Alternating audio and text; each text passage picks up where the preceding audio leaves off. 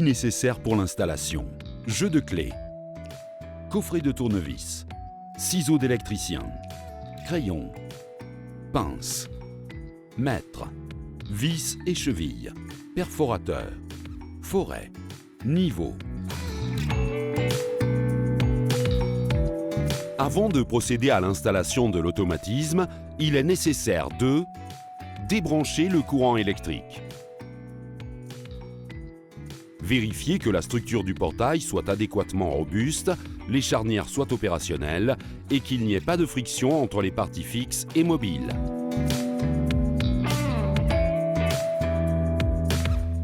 Vérifier la présence ou non d'une butée d'arrêt mécanique en ouverture et en fermeture au sol.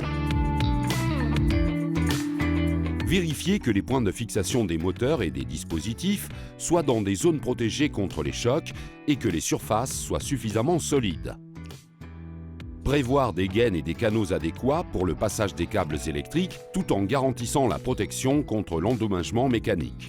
Vérifier le point de fixation de la patte du portail et obtenir le point de fixation de la platine de fixation moteur du pilier en respectant les côtes reportées dans le manuel d'installation.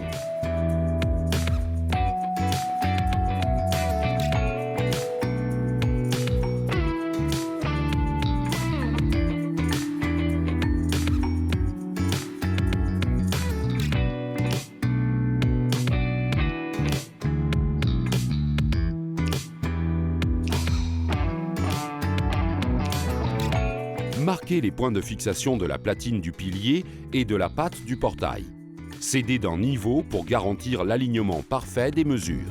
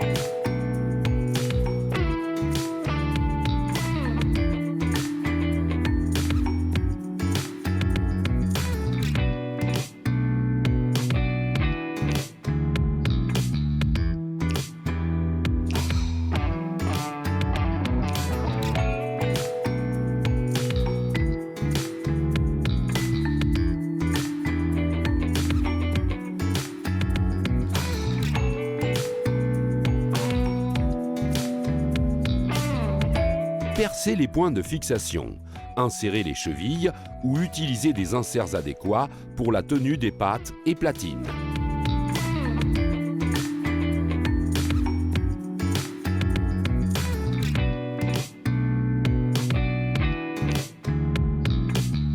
Insérer le motoréducteur dans la platine de fixation du pilier et la fixer avec les vis et les écrous. Insérer la fiche dans le trou de l'arbre du motoréducteur.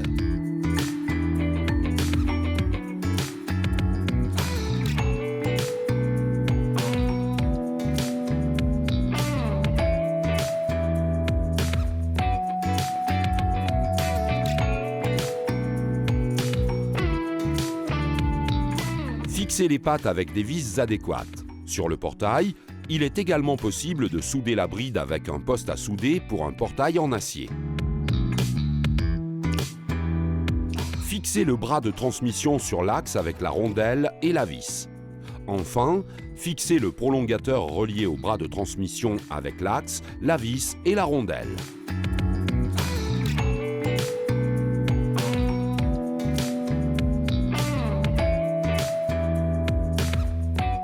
Débloquer le motoréducteur, fixer le bras relié à la patte du portail.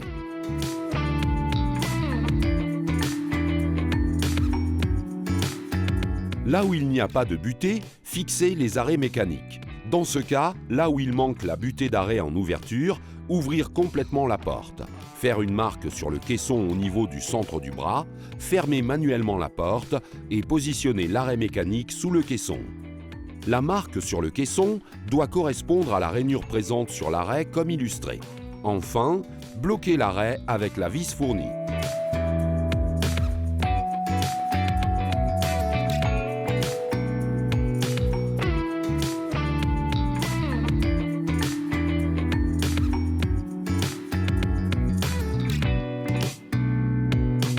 Insérer la cale en caoutchouc dans la platine de fixation du pilier et prévoir les câbles électriques nécessaires pour les branchements en les passant à travers les passe-câbles et ne les bloquant sur l'anneau de fixation de la platine de fixation du pilier.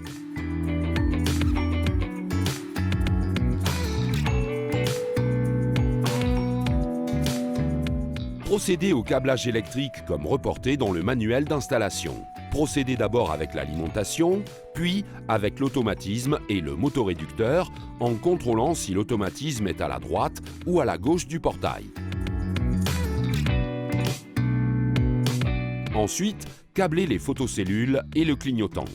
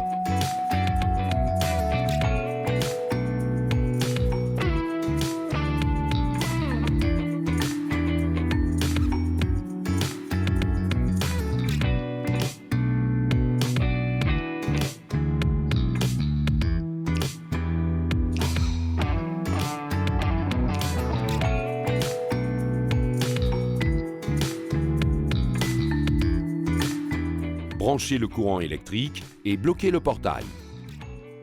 Procédez avec la programmation de l'automatisme. Pour entrer dans le menu de programmation, appuyez pendant 1 seconde sur la touche Enter. La carte est compatible avec tous les motoréducteurs Motostar. Sélectionnez par conséquent le type d'automatisme en cours de configuration. Sélectionnez A1, appuyez sur Enter, puis sélectionnez 2 et appuyez sur Enter. Entrez dans la fonction A2 pour procéder avec un test du moteur en sélectionnant la fonction 1. Maintenir enfoncée la flèche vers la droite et vérifier que la porte du deuxième motoréducteur effectue une manœuvre d'ouverture. En maintenant enfoncée la flèche vers la gauche, on vérifie l'ouverture du premier motoréducteur. Si la porte effectue une manœuvre de fermeture, inversez les faces du moteur.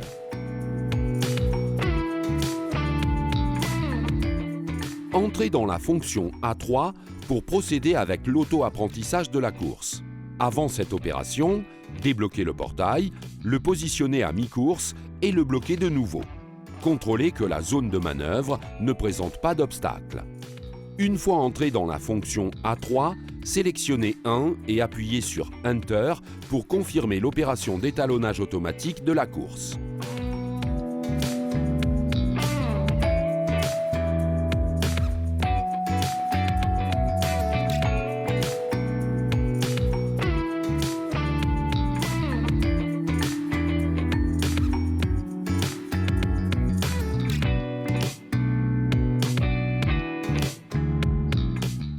Pour programmer les télécommandes, entrez dans la fonction U1 et sélectionnez un type de commande à associer à l'utilisateur. Dans ce cas, sélectionnez la méthode 2, ouvrir stop, fermer stop. Vérifiez les autres commandes dans le manuel d'installation. Appuyez sur Enter pour confirmer et lorsqu'un numéro de 1,25 clignote sur l'écran, appuyez sur la touche de la télécommande à associer à la fonction.